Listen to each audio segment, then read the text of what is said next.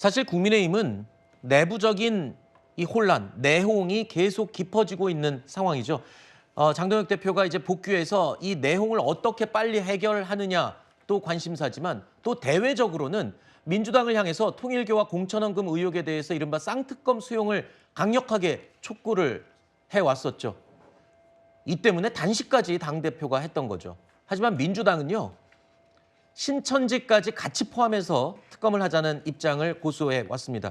결국에는 이 때문에 장동혁 대표가 단식까지 벌인 셈이고요.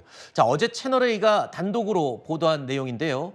검경 합동수사본부가 이 신천지 전 간부로부터 당원 가입 관련 자료가 담긴 USB를 확보한 것으로 확인이 됐습니다.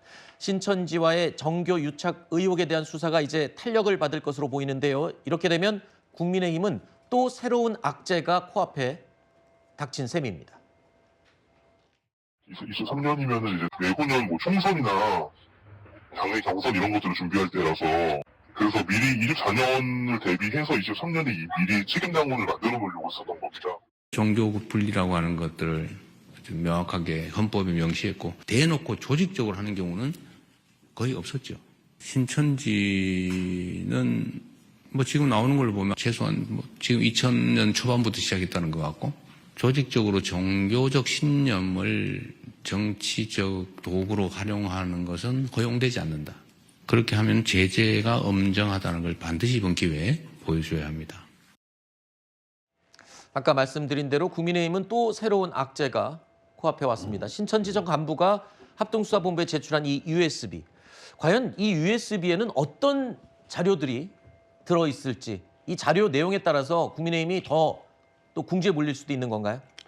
정치와 종교는 분리된다. 이게 명확하게 헌법적 가치로 딱 살아있는 겁니다. 그런데 이미 뭐 2000년대 초반이라고 하면 25년 전 이야기인데 실제로 20여 년도 넘는 기간 동안 어느 한 종교에 포섭이 되거나 혹은 이 종교에서 받은 돈 혹은 그들의 신도가 들어와서 실제들의 이분들의 어떤 민원을 들어주는데 이 정당이 활용됐다면 네. 그 정당은 완전히 오염된 정당입니다. 아마 본인들도 알고 있을 거예요. 그렇기 때문에 특검을 하자라고 하는 민주당의 주장에 대해서 신천지는 길을 쓰고 지금 막으려고 하는 것이고요. 국민의힘에서 뭐 이 통일교 특검을 하자라고 이 민주당을 공격하는 형태로 지금 이걸 하고 있는데 본인들도 아마 알 겁니다.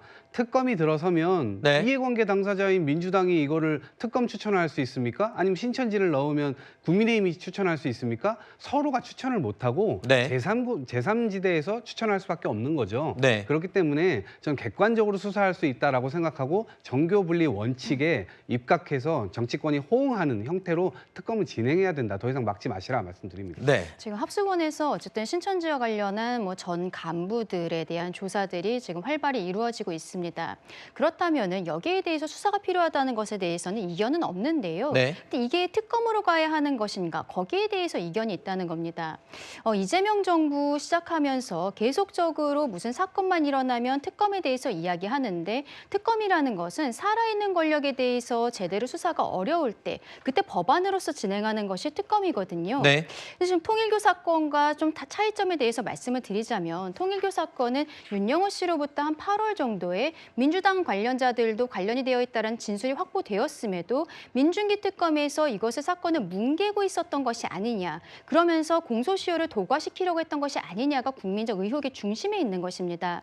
신천지 사건 같은 경우에는 지금 하는 대로 수사를 하면 되는 것이고 네. 그리고 지금 수사 대상은 결국 국민의힘이거든요. 네. 이 부분을 특검으로 하자는 것에 대해서는 특검 만능주의 여기에 대해서 전혀 수사 대상이 아니다라고 말씀드리고 싶습니다. 알겠습니다.